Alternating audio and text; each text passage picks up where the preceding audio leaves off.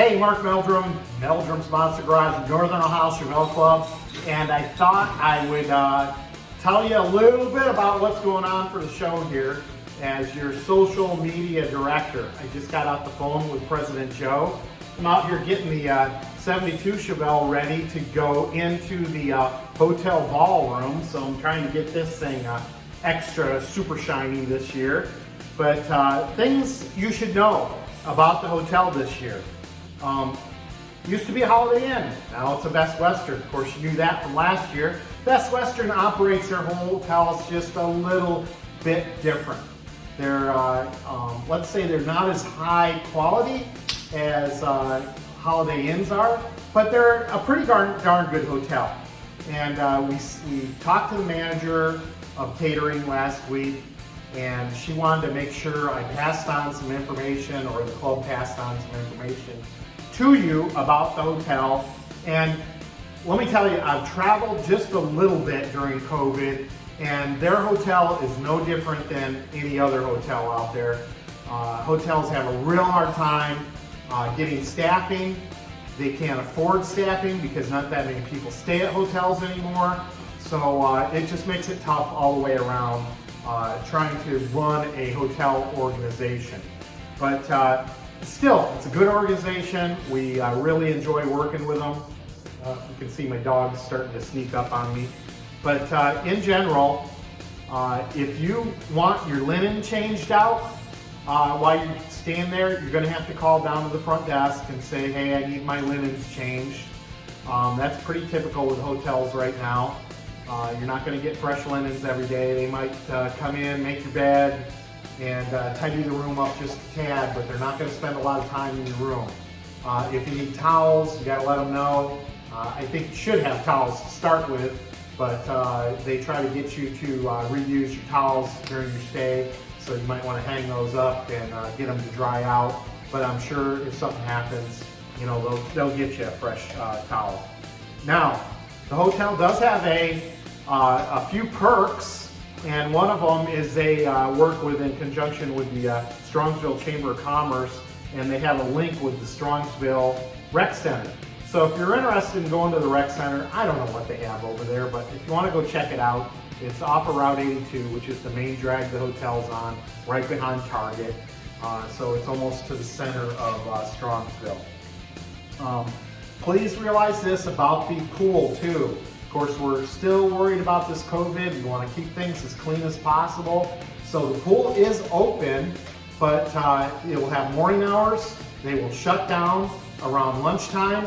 They will fully clean all the things around the pool, and then open up. So they'll be shut down an hour to an hour and a half while they clean up the pool area. But they'll be open in the morning and the afternoon. They won't be open all night long, okay? So if you want to take that midnight skinny dip, don't count on it this year. The other thing you should note is that the restaurant is not open for all meals, only breakfast, and they only have a buffet for breakfast. So you'll be able to get in there for a quick breakfast, buffet, but that's it. No lunch, no dinner. The bar is open and will stay open as long as they have customers. So, I don't know, usually with the Chevelle Club that means, I don't know, 2 a.m. or so, but we'll see how that goes. We tend to keep the bar going, and there's sometimes some wedding parties that come in on Saturday night that we have fun with too.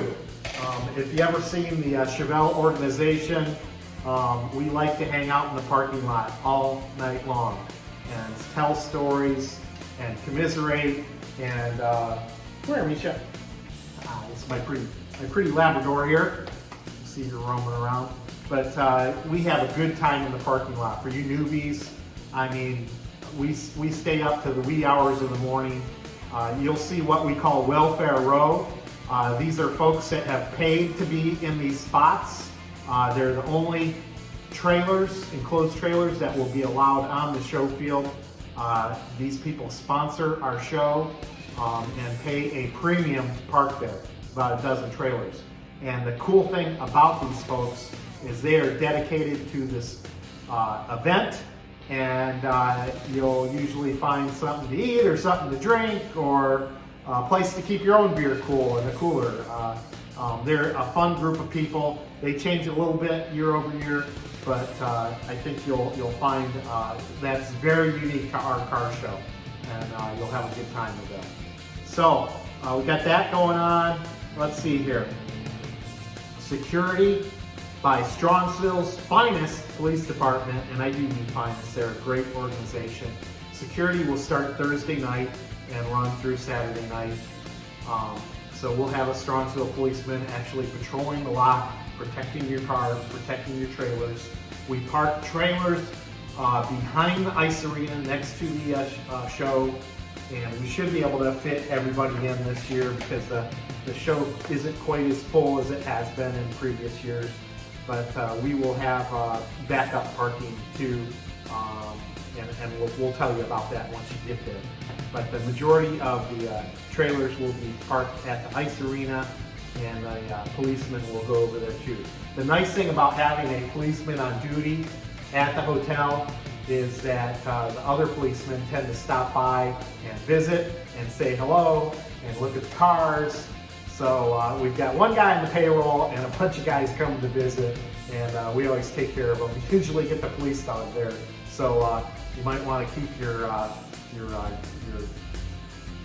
what do they call that? Wacky tobacco away from the police dog, or he'll go absolutely insane trying to get to you. So, but drinking is why we do it discreetly out in the parking lot. We don't get crazy, but have a few pops out there is just fine and dandy. Excuse me, still a little COVID cough here. Let's see, what didn't I cover? I think I got everything. You're going to have a great time. I'm looking forward to seeing you guys. And this is Mark Meldrum, Northern Ohio Chevelle Club. See ya. Oh, and I'll put this on my YouTube channel because I always go looking for the stuff from previous years, and it's so hard to find on Facebook. So I'm going to put it on my YouTube channel so it's a little easier to document what's going on, and maybe I can use this in next year's video too. Okay, see ya.